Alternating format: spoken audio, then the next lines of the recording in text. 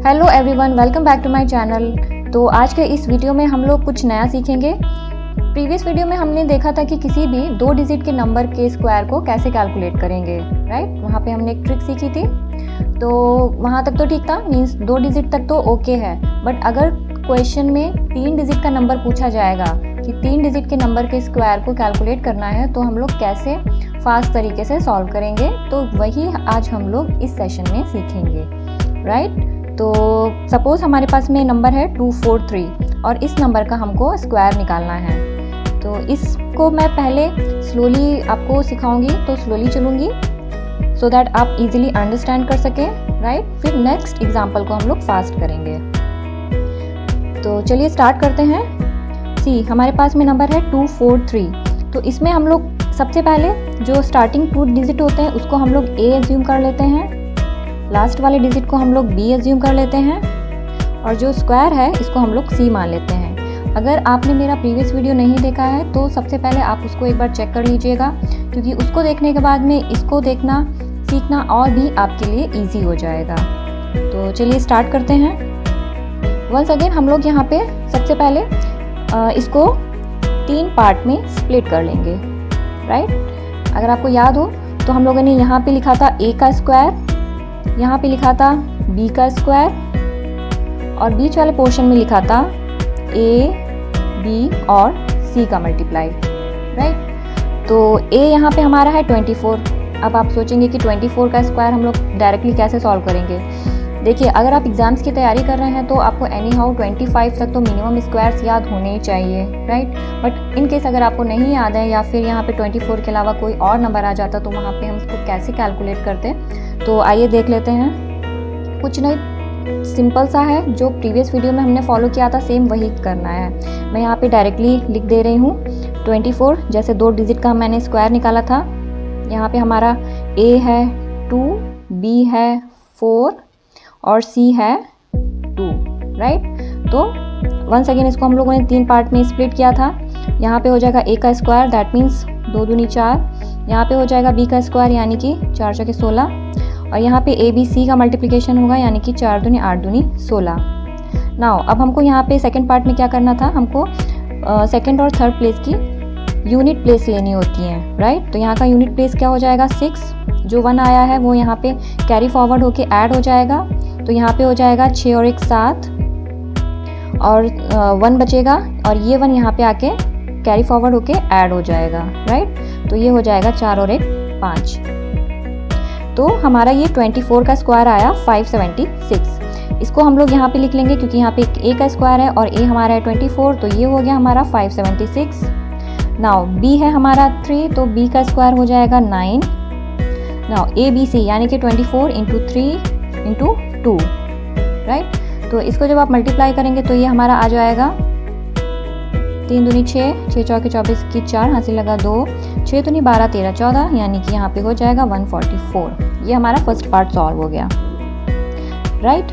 Now second part में क्या करना होगा, सेकंड और थर्ड जो पोर्शन है इसका हमको यूनिट प्लेस लेना होता है। तो यहाँ पर तो हमारा यूनिट प्लेस ये है 9 ही है और कुछ है ही नहीं, तो कुछ करने की ज़रूरत ही नहीं है आपको। यहाँ का हमारा यूनिट प्लेस है 4, तो इसको हम लोगों ने ले लिया 4।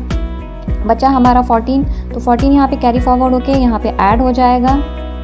तो यहाँ पे इसको ऐड करके हम लोग लिख सकते हैं 6 4 10 की 0, हासिल लगा 1, 7 8 1 9 5 590 49। तो ये हमारा आंसर निकल के आ गया, जो कि स्क्वायर है 243 का, राइट। तो आपको हो समझ में आ गया होगा कि हमको क्या करना था। यहाँ पे हमको बेसिकली ये याद रखना है कि स्टार्टिंग के जो 2 डिजिट होते हैं उनको हमें a कंसीडर करना होता है और लास्ट डिजिट को b कंसीडर करना होता है। देन आगे का प्रोसेस सेम है, जैसा कि हमने 2 डिजिट में सीखा था वही सेम प्रोसेस यहाँ पे 3 डिजिट के लिए अप्लाई होगा, कुछ भी नया नहीं है।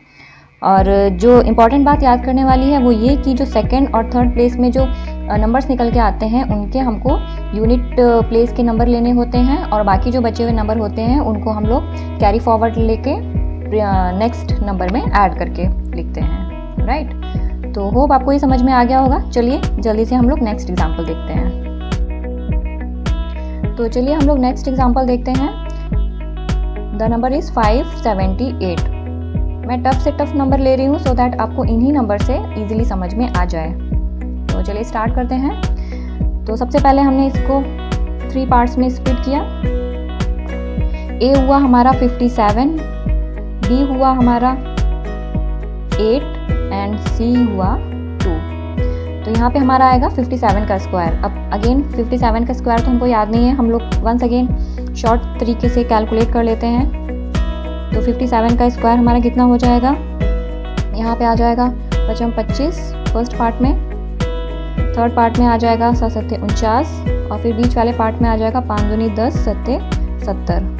यूनिट प्लेस लेना होता है इसलिए इसका आया 9। 4 यहाँ पे कैरी फॉरवर्ड हुआ तो यहाँ पे हो गया 74। 4 आ गया यहाँ पे, 7 यहाँ पे ऐड हो गया, 7 5 12 की 2 हासिल लगा 1, 3249। तो 3249 हमारा आ गया 57 का स्क्वायर, 3249। तो हमारा फर्स्ट पोर्शन में नंबर मिल गया है। देन बी स्क्वायर यहाँ पे हो जाएगा 64 18 64। देन बीच में आ जाएगा हमारा 8 दूनी 16, 7 112 की 2 हासिल लगा 11, 16 पंचे 80 और 11 91। तो ये हमारा फर्स्ट पार्ट कंप्लीट हो गया।